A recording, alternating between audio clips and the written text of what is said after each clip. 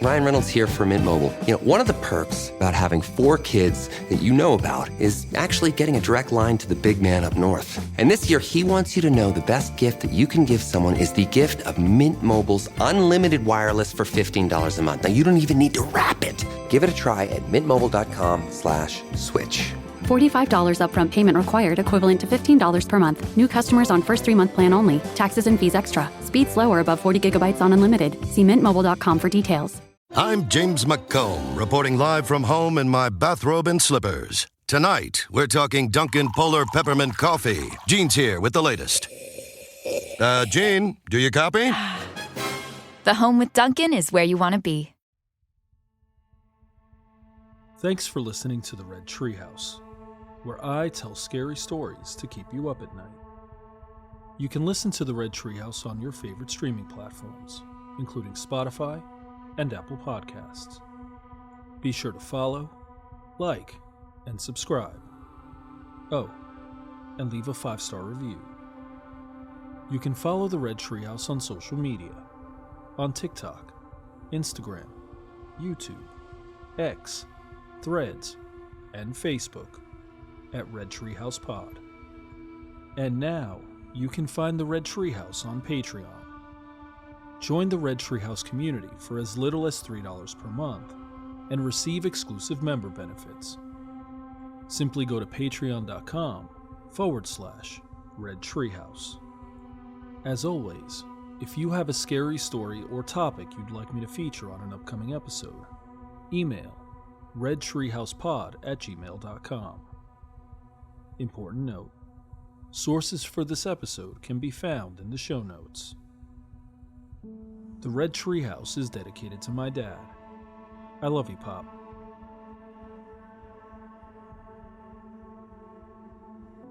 Without a doubt, among my favorite episodes are the listener stories. It's a chance to interact with listeners of the show and narrate their scary experiences. These stories are always a grab bag of spooky phenomenon, shadow people, Ouija boards, and the demons they summon, that pervasive feeling like you're not alone, and more. Our stories today come from 3 Red Treehouse listeners, and yours truly. A shout out to Tina Rodriguez, N.R. Wolfman, and Megan Sanchez for submitting these. It's always a privilege to share them. And my scary story happened recently, less than 2 weeks ago. Are you ready? In this episode of the Red Treehouse, we're going to hear 4 scary stories, all guaranteed to give you the creeps and keep you up at night. What scary experiences do you have? What has given you the creepy feeling that you were being watched? What has made you do a double take to make sure there was nothing hiding in that dark corner of your room? And is it possible that whatever you experienced is something the rational mind can't simply explain away? I'll share the stories. You decide for yourself. I'm your host, Will. Welcome to the Red Treehouse.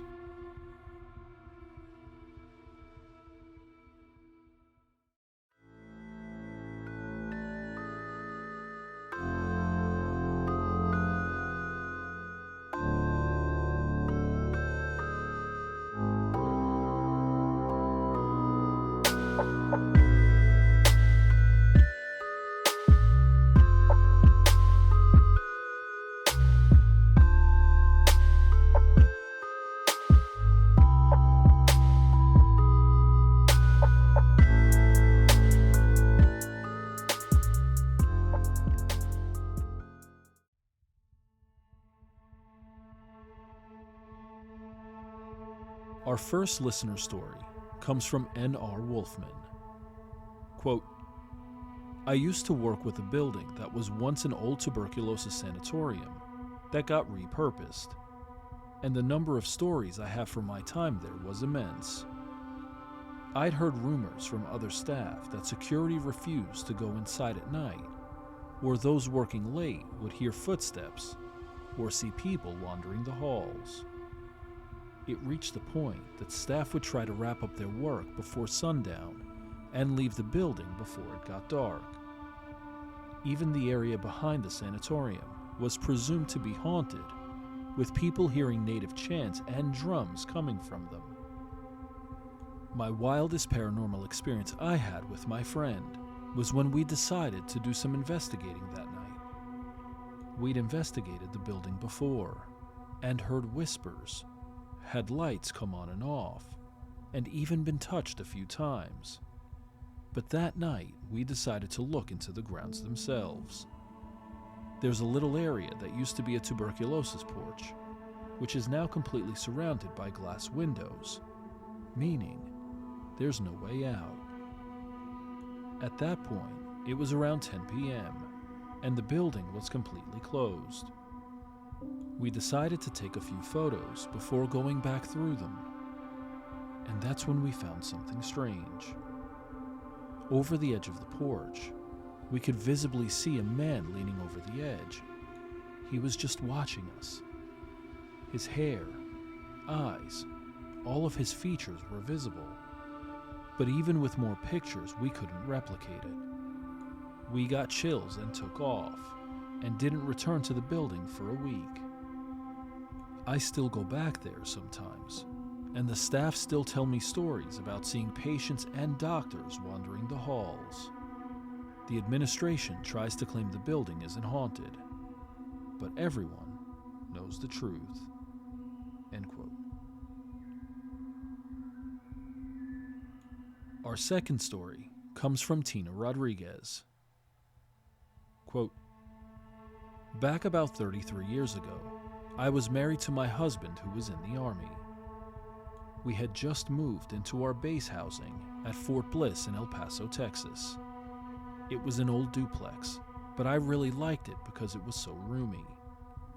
My husband would have to go to the field Monday through Friday, leaving me and my son, who was 2 years old at the time, on our own. I'm a big reader. I always have been. So after putting my son down for the night, I would read in bed, sometimes up until 2 a.m.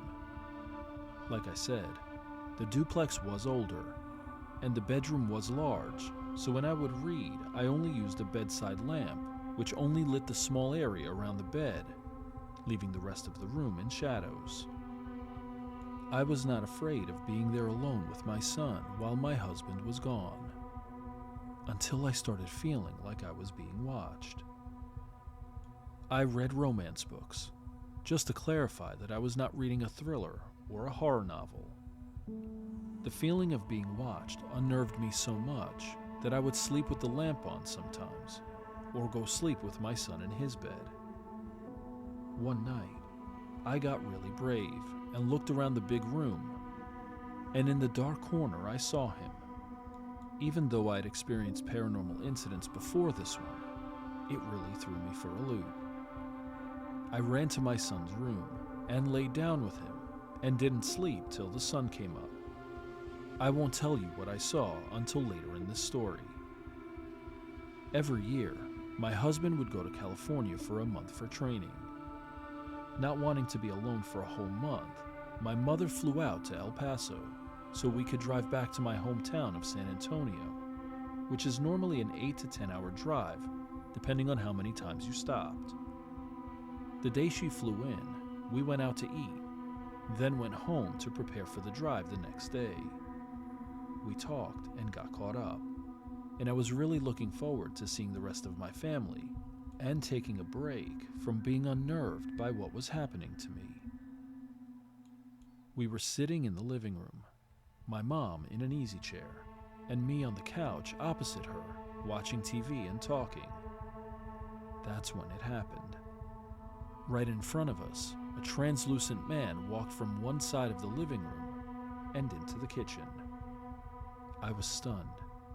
I was frozen and didn't react because I didn't want to seem like I was overreacting to this in front of my mother. Let me preface this by saying that when you see something, hear something, or even feel something, you doubt yourself at first. Did I see it? Did I imagine that something touched me? was that my name I heard someone call out. This was the reason I had not spoken to my mom about this before, but this was the biggest paranormal experience I had had to date at the time, as the rest in the past were smaller events. As the man crossed in front of us, I looked at my mother, and with a normal voice she said to me, "Did you see that?" I played it cool and asked her, "What did you see?" And she described him exactly as I had seen him in my bedroom many times. He was tall and slim. We both said he had a swimmer's body, broad shoulders with long arms, wearing cowboy boots, a cowboy hat, and a duster-type coat. I cannot tell you how validated I felt that someone else had seen him. I never told my husband because I didn't want him to worry about us while he was gone, as he was a believer as well.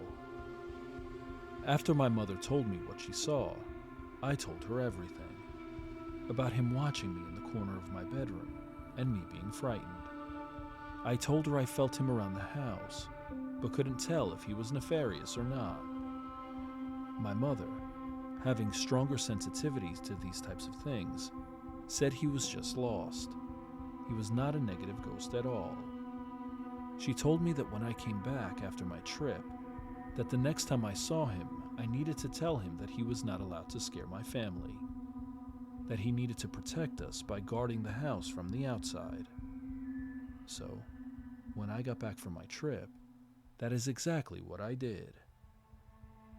After I told him what he needed to do, I didn't feel or see him anymore. When I would read at night, I would look toward the corners of the room to see if he was there, and he wasn't. Part of me was sad that he wasn't there, and part of me wishes I knew his story. Fort Bliss is over 175 years old, and there is a lot of history in the area. In closing, I will say that the validation I received from my mother, by her seeing him too, was what I needed to be more accepting of the experiences that I have had since. It made me realize that not all paranormal activity is negative. This poor cowboy just needed a purpose, and I gave him a job to protect us. End quote.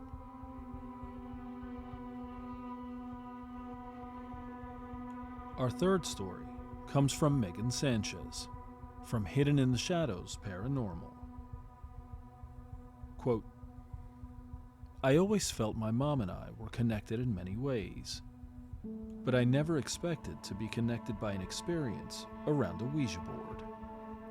My mom was a rebellious teen in the late 80s and early 90s. She had a friend who was adventurous when it came to the paranormal, supernatural, and witchcraft. They tested the waters in all of those areas.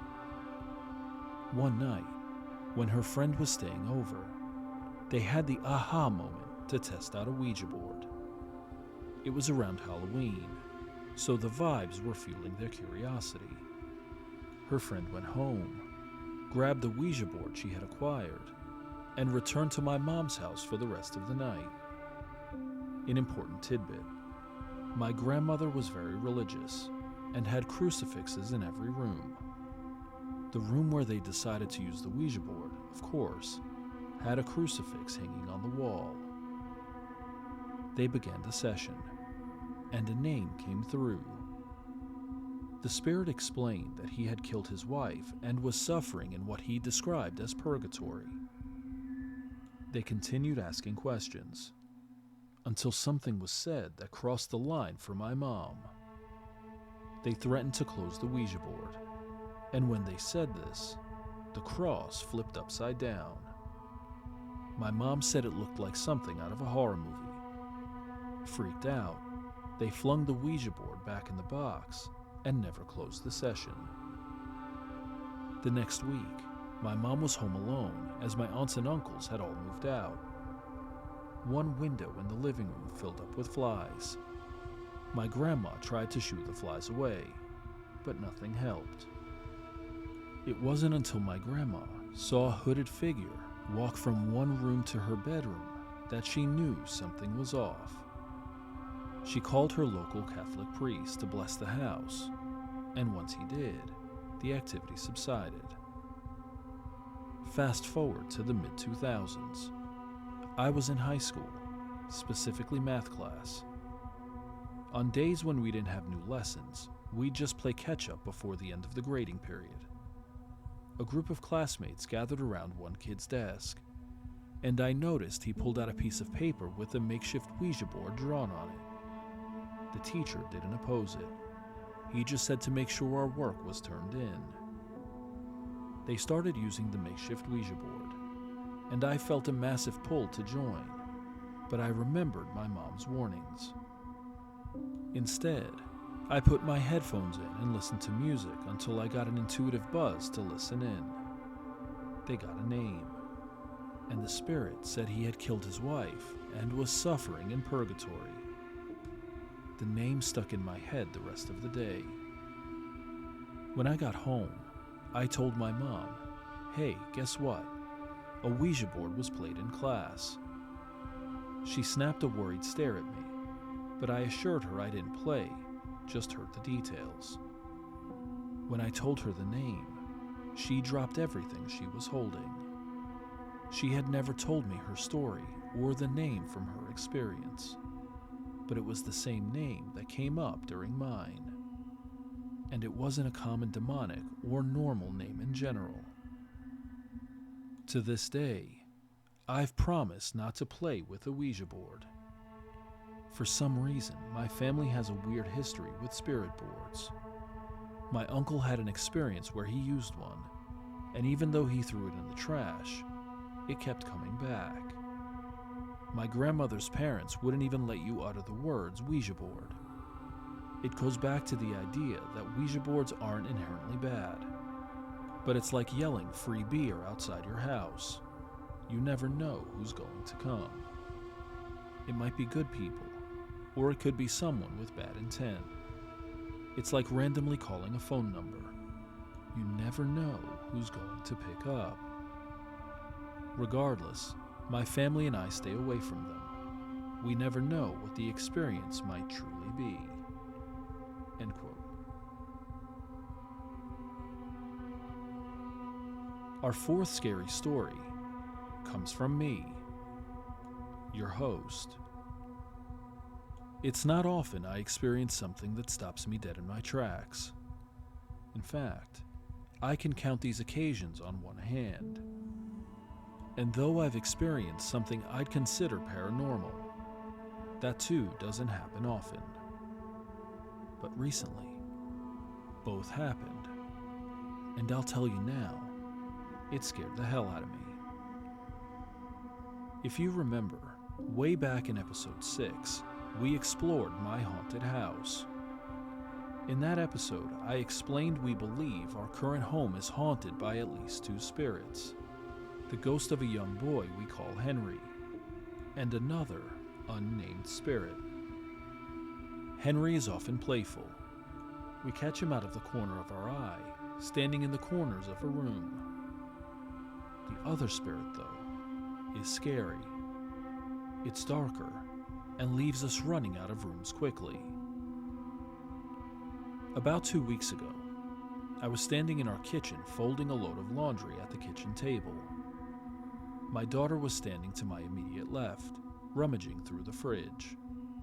We were talking, I don't remember about what, when out of the corner of my eye, I saw a head peek out from the threshold and look into the kitchen. Startled, I turned to look, but there was no one there. I took 2 steps forward to see if one of my boys was goofing around, but when I turned to look, there was no one there.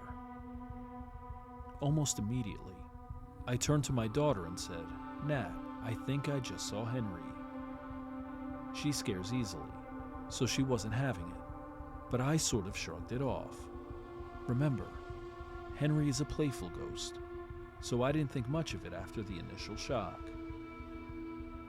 A few hours later, after everyone went to bed, I was doing my nightly routine of turning off lights and locking doors. I moved the clothes I'd folded to the dining room table, turned off the lights, and went to grab a water bottle before heading to bed. I don't know why I remember this small detail, but the water bottle slipped out of my hand the first time I reached for it, and it forced me to turn my back to the dining room and bend down to pick it up. As I turned, my eyes adjusted to the dim lighting of the kitchen and the darkness of the dining room just past it. And I saw two eyes staring at me from just above the folded clothes on the dining room table. I looked away, thinking it was a trick of the light. But when I looked again, the eyes were still there. A faint white, visible against the dark backdrop of the room. It was as if someone was crouching behind the laundry and peeking over the top of the stack. This time, I practically flew out of the room and up the stairs to bed. Fear kept me from falling asleep quickly, and for some time after, I felt like I was being watched closely by something just out of my reach. I'm convinced it was the other spirit in the home, possibly disguised as Henry.